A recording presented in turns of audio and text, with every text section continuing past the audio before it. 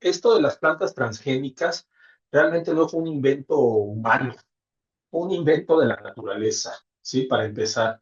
Esto fue, hay unas bacterias que se llaman Agrobacterium, las cuales transforman a las plantas, al interactuar con las plantas, les transfieren su DNA haciéndolas transgénicas, ¿sí? Porque van de un transgen, ¿sí? Al insertar este DNA, estas bacterias hacen que la planta produzca hormonas que le ayudan a ella, a la bacteria, a crecer mejor. Entonces, para empezar, el punto uno es, no es un invento humano, no es algo que la humanidad haya inventado, sino fue un invento de la naturaleza.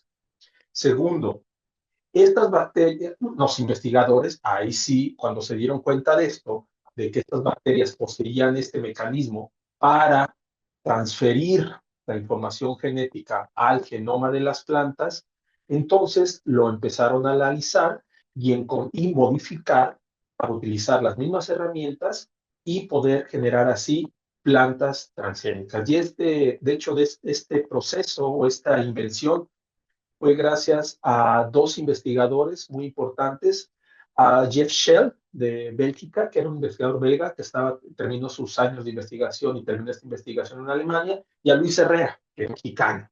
Entonces podemos decir que las plantas transgénicas tienen un padre mexicano, ¿vale?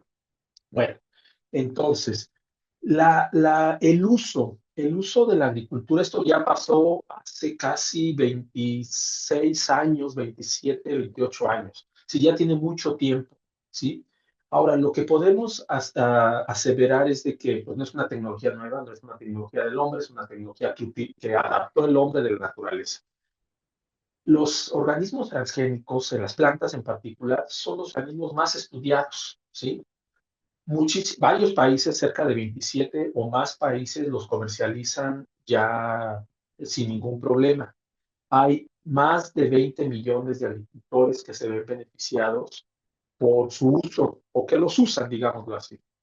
Muchísimas hectáreas, más de 127, 130 millones de hectáreas las utilizan y hay muchos cultivos como soya, maíz, algodón, canola, entre otros, ¿sí? Ahora, el problema es no generarlo, sino el problema es su uso. Ha habido pues, por muchas organizaciones y por cuestiones políticas y económicas, ha habido un problema para su implementación, ¿sí? Para mí, en mi opinión, no se debe ver ni como la salvación ni como la perdición de la agricultura. Es una herramienta más, realmente es una herramienta más que el agricultor o el productor puede utilizar para solucionar un problema o varios problemas en particular. Sin embargo, en la agricultura no existe uno o dos problemas, hay muchísimos problemas, ¿sí?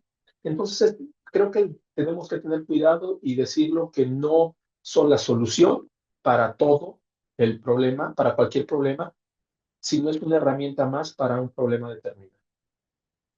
Ahora bien, en el año 2016, si mal no recuerdo, hubo una recopilación muy interesante de la Academia Nacional de Ciencias de Estados Unidos, en la cual reunió científicos, agricultores, empresarios en proyectos y analizaron más de 900 reportes de los últimos 20 años, ¿sí? Este libro se formó un libro de toda esta investigación, se formó un libro y en este libro es un ejercicio muy interesante y tienen ciertos apartados que sí te los quiero mencionar para darte el contexto. Primero, hicieron un apartado en la salud animal y humana, analizando todos los reportes que existían, reportes serios que se habían comprobado. ¿Sí? Primero, en animales el consumo de alimentos derivados de los transgénicos no causaba ningún daño. Segundo, no hay evidencia, así, no hay ninguna evidencia que el consumo en humanos cause ningún daño.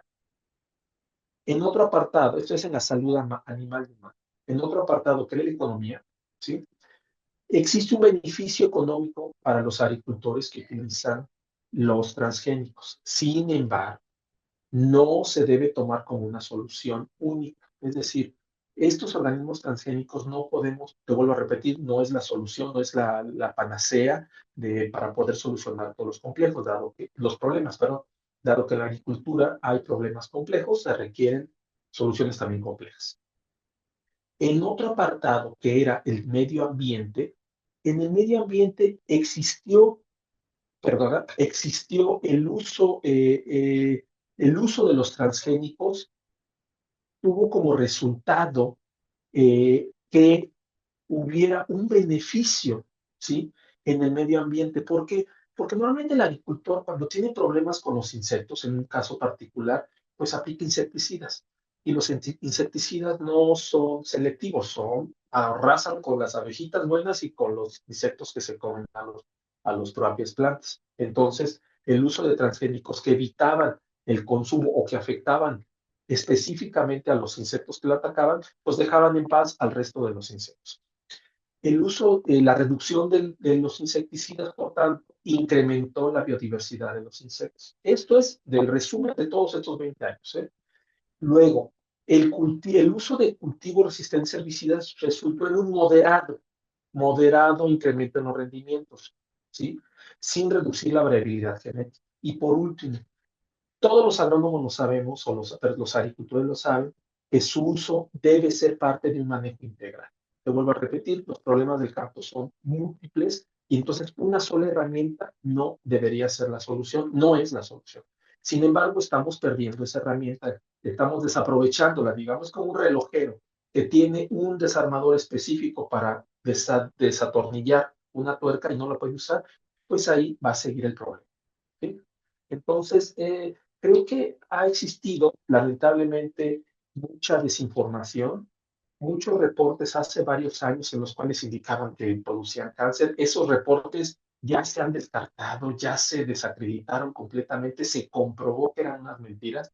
Sin embargo, creo que ese es un problema de los científicos y de la comunicación de los científicos hacia la población, de ser reiterativos y de ser muy claros y decir, dar esta información, pasarla. Y por eso es importante este tipo de entrevistas, ¿no? Para decir, no es verdad. Es decir, eso no es ninguna verdad, ¿sí?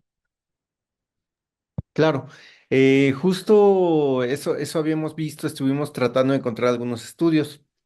em, Y de pronto nos encontramos con algunas organizaciones como Greenpeace e incluso algunas gubernamentales que hablan sobre el peligro que corre el maíz mexicano, por ejemplo. ¿Esto tiene alguna base, doctor? Mira, sí se ha visto que que existe la posibilidad justamente de que haya transferencia cuando se cruzan estos maíces transgénicos. ¿Sí? ¿Qué es lo que sucede? Lamentablemente, lo que sucede es que los paisanos, cuando van a Estados Unidos a trabajar y ven las plantas de maíz transgénico que crecen muy bien, obviamente se pueden traer un puñado de sus semillas y traerlas en sus nativos acá en México. Creo que el problema, y esto es por una falta de regulación, es decir, el problema no es el uso, es la regulación.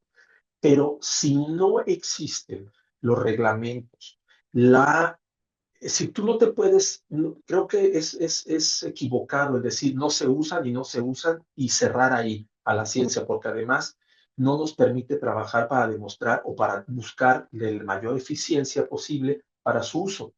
Entonces, creo que lo importante es justamente eso, estar abiertos, no irte a los extremos, ni usémoslo 100%, ni no los usemos, porque entonces entramos en un conflicto, no hay un callejón sin salida. Creo que lo importante sería dejar abierta la ventana para su uso regulado, bien establecido, y entonces obtener el provecho donde se pueda obtener en las regiones, por decirlo, de alta tecnificación de maíz, donde los agricultores están deseosos de utilizar estas herramientas, estos insumos transgénicos. Y no, por supuesto, permitir o regular con mayor fuerza o mayor exigencia los lugares donde existan maíces nativos de los cuales pues sí necesitamos cuidarlos y creo que ahí también debe haber un programa y hay algunos programas para propagarlos y cultivarlos y fomentar su uso, ¿sí? Entonces es algo Si no quiero irme hacia el dejen usarlos en cualquier momento y tampoco no dejen usarlos como están en estas organizaciones. Ahora, te comento algo que siempre en mis clases yo trato de ponérselos para instruirlo a nuestros alumnos, a nuestros científicos, próximos científicos. Y es un poco la hipocresía humana. Si nosotros utilizamos productos transgénicos todos los días, y esto es en el caso de la insulina, ¿sí? El problema de la diabetes es un problema generalizado que afecta tanto a personas ricas como pobres, ¿vale? Y entonces la insulina que usábamos hace muchos años era aislada del páncreas de cerdos o de becerritos, ¿sí? Lo malo es que esta purificación luego no era muy buena, esta purificación bioquímica, y entonces cuando se inyectaba la insulina a las personas enfermas, diabéticas, pues tenían una reacción alérgica severísima y que podía llevarnos a la muerte. Bueno, a partir de que el doctor Francisco Bolívar Zapata, ¿sí? Un gran investigador emérito de la UNAM, aquí del Instituto de Biotecnología, clonó, clonó el gen de la insulina del humano y la produjo en microorganismos, en levaduras y en bacterias. Bueno, pues es un organismo transgénico, así de claro, ¿sí? Es un producto transgénico que purifica y ese es el que utilizamos todos los días las personas que están enfermas con diabetes. ¿Por qué digo que es una hipocresía? Porque como esto realmente afecta a tantas personas de todos los estratos, de todas las creencias, pues nadie va a decir nada. Sin embargo, cuando se toca o cuando hay algún beneficio en la agricultura para la población, que muchas veces la población no son para todos los países, sino que consumimos arroz, digo maíz, perdón, pues entonces hay un problema serio, ¿sí? Entonces, creo que nos falta un poco de abrirnos, de permitir a la propia ciencia avanzar. Ya se está avanzando mucho, porque uno de los problemas era el uso del glifosfato en las plantas transgénicas. Bueno, ya hay la tecnología para no utilizar, pero ese es el problema porque también cae en plantas transgénicas y también en gran medida es una investigación por parte de Luis Herrera, ¿sí? Del CINVESTAT, aquí en México. Entonces, si se permite a la ciencia autorregularse y autoavanzar, criticarse, mejorarse, pues eso lleva a un beneficio. El problema es cuando tú dices no, porque no, entonces es un problema serio, porque entonces no permites avanzar, no permites mejorar la tecnología y entonces pues simplemente llegamos a los extremos de este tipo de cosas, ¿no? De que simplemente no podemos avanzar en la ciencia por idealismos y eso está terrible. Sí, tenemos que siempre, obviamente, siempre estar al tanto, siempre criticar, no creer todo, siempre estar innovando, buscando soluciones, buscando cuando hay problemas, soluciones y buscando los problemas, que eso es parte del trabajo de nosotros los científicos. Muy bien, doctor. De pronto nos queda una duda o nos sale este cuestionamiento, porque de pronto vemos, se ha hablado mucho también de hormonas en los pollos, que en realidad es algo que no se hace. O sea, no hay forma de hormonar un pollo porque el tiempo de acción de una hormona es mucho más largo del que pasa para sacrificar un pollo, ¿no? Que Uh son creo -huh. que 6 semanas. Entonces, pero veíamos que esto ha sido una selección genética, quizá de alguna forma, la de los pollos. Y pensábamos, ¿será que esto de los cultivos transgénicos es como ayudarle a la selección natural, como para ayudarle, digamos, mejorar los cultivos, optimizarlos? Porque vimos muchos mitos como que afectan la fertilidad de la tierra, cosas por el estilo, y pues simplemente queríamos, la idea es deshacer estos mitos y tratar de combatir esta desinformación. Sí, mira, de los pollos es un claro ejemplo del mejoramiento genético. Lo tenemos en los pollos, lo tenemos en los perros, por decirte algo, lo tenemos en los animales domésticos. Y eso el hombre, desde que empezó la agricultura, le metió la mano al genoma de todo esto, ¿sí? Cuando empezó a seleccionar manzanas que le gustaban y a destruir las que no, pues ahí hizo una selección que no era la selección natural. Entonces, sí, efectivamente, esto es una selección. Ahora, con respecto al uso de los hormonas o no, ahí me preocupa más el uso de los antibióticos en los animales, que eso está causando un problema de salud impresionante con la generación de bacterias resistentes a los antibióticos y nuestro mal uso de los antibióticos. Bueno, pero eso es otro tema.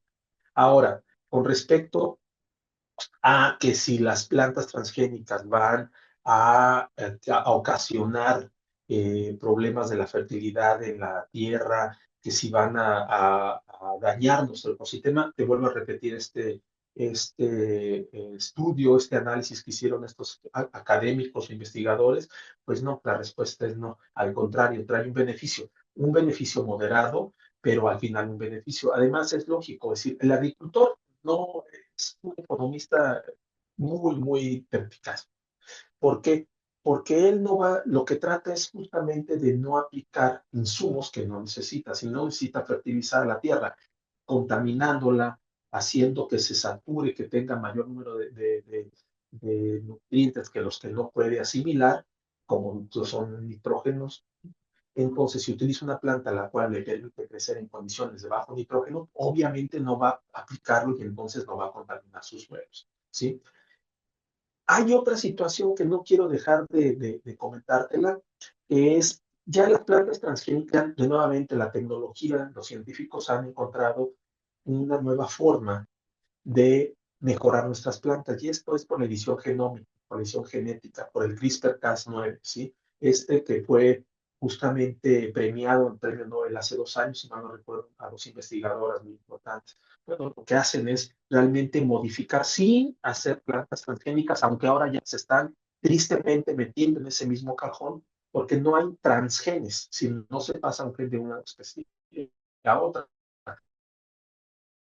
sino la misma planta, el mismo organismo se modifica, se hace una edición selectiva para que pueda utilizar de forma mejor sus genes, digámoslo de forma simple, y entonces responder ante un estrés determinado. Digo, lo triste es que las organizaciones que están en contra de los organismos transgénicos ahora también ya encajonan a estas plantas que no son transgénicos, vuelvo a repetir, porque no hay un transgen, sino son modificadas, a lo mejor como nosotros modificamos el maíz, ¿sí?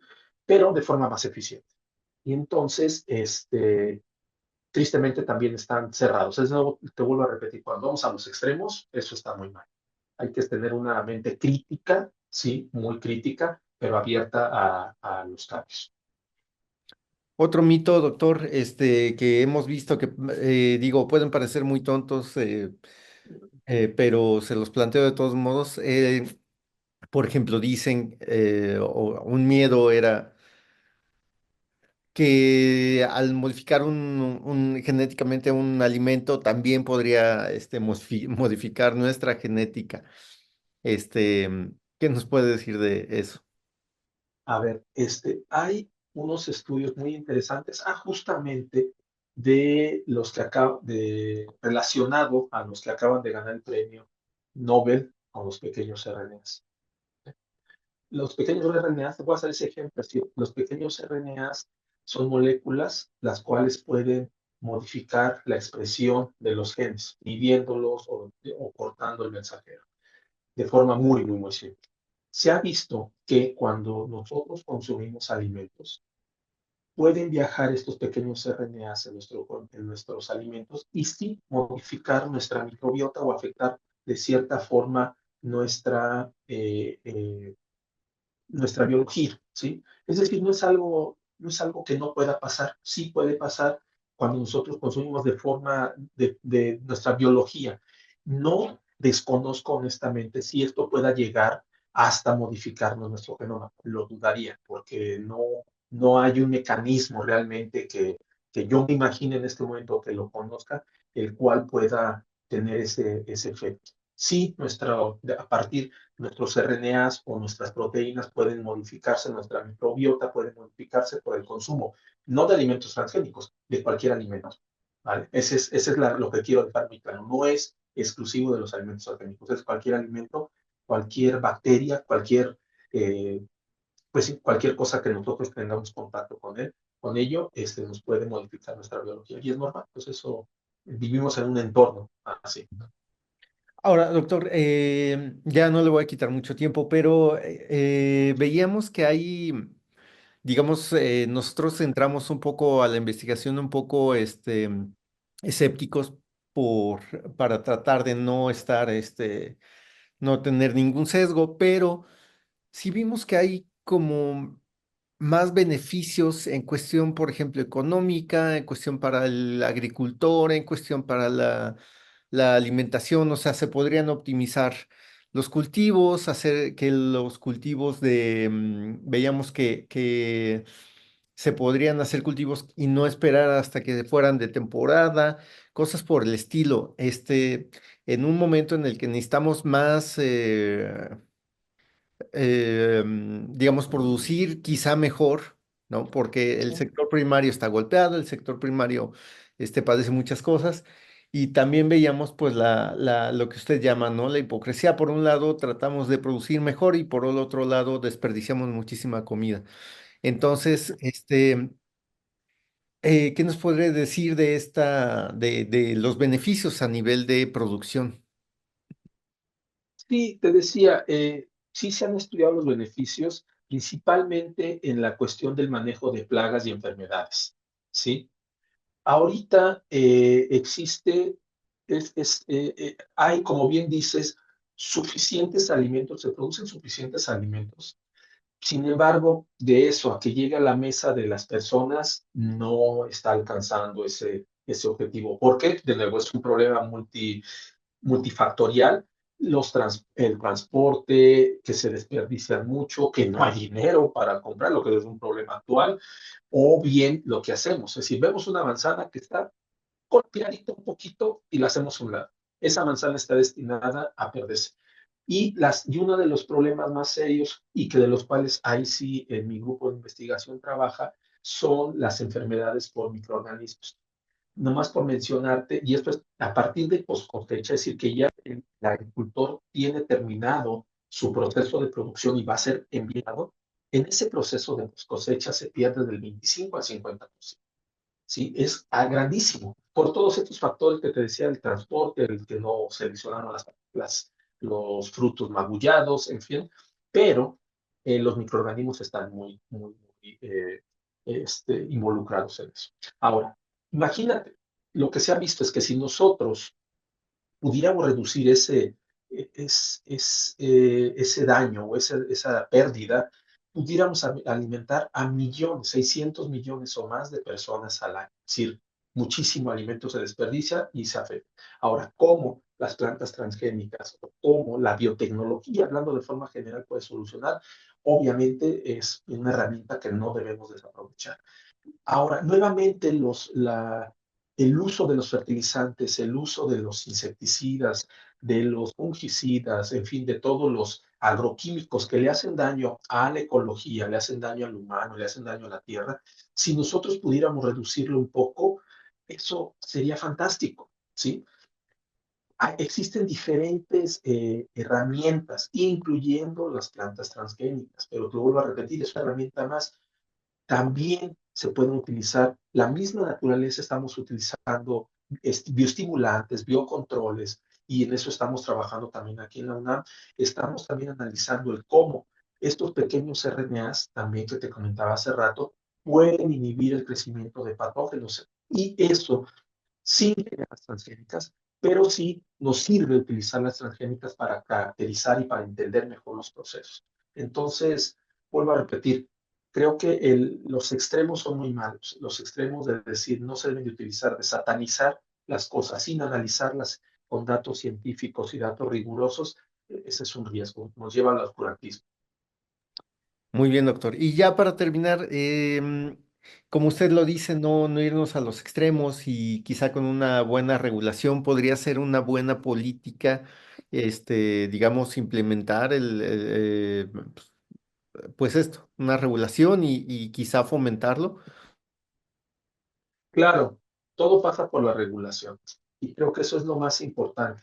Es decir, si nosotros podemos regular de forma correcta y de forma legal, si el gobierno realmente se pone en la posición de árbitro, más que de estar tomando un lado o el otro, y sino haciendo su trabajo como un árbitro, como un juez de esta regulación, creo que se avanzaría muchísimo, porque entonces pudiéramos conocer, explotar, saber si realmente es un beneficio el uso de los transgénicos o comprobar su beneficio y saber cuándo y cuánto, dónde utilizarlos, en lugar de decir no, no hacerlo o irnos como estas organizaciones no gubernamentales en las cuales también prohíben su uso y entonces indiscriminadamente. ¿Sí? Otro de los ejemplos que es infame del no uso de estos transgénicos es el arroz dorado, ¿no? El golden rice, que esto fue una iniciativa para producir arroz que produjera más provitamina A.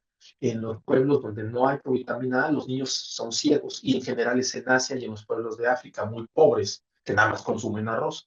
Y entonces es muy fácil desde aquí yo decir, yo que como arroz, frijol, carne, pollo, frijol, lo que tú quieras, que tenga una alimentación completa, es muy fácil para mí decir, no, no, no, no, no, no lo consumas, porque eso te hace daño. Sí, pero mis hijos tienen ceguera, sí, pero no tengo otra cosa que consumir.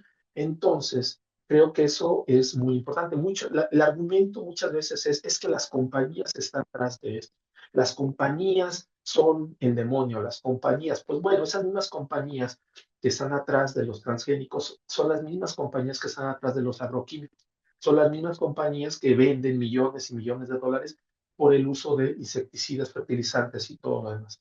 Entonces, y, por ejemplo, en este caso del arroz dorado, no hay ninguna compañía atrás de ellos. Era toda una iniciativa de investigadores europeos que querían donar ese acervo cultural, esa tecnología a los pueblos, donarlos totalmente sin ninguna cosa comercial, y tanto así que ha habido mucha presión para su uso, desde premios Nobel haciendo cartas, más de 100 Nobel que firmaron cartas y que dijeron, déjenlo utilizar, lo han caracterizado a morir, han hecho todo lo posible para demostrar que no hace daño y aún así siempre, pues sí, muchas de las organizaciones, que muchas de ellas son de países de primer mundo, donde, pues te vuelvo a repetir, es muy fácil comiendo muy bien, sin tener el problema en casa, pues decir, no, no lo hagamos. Es como si yo, que no soy diabético, dijera, oye, no, la insulina no la usen porque es transgénica. Pues ya a mí no me va a afectar. Pero creo que esa es de nuevo la hipocresía humana.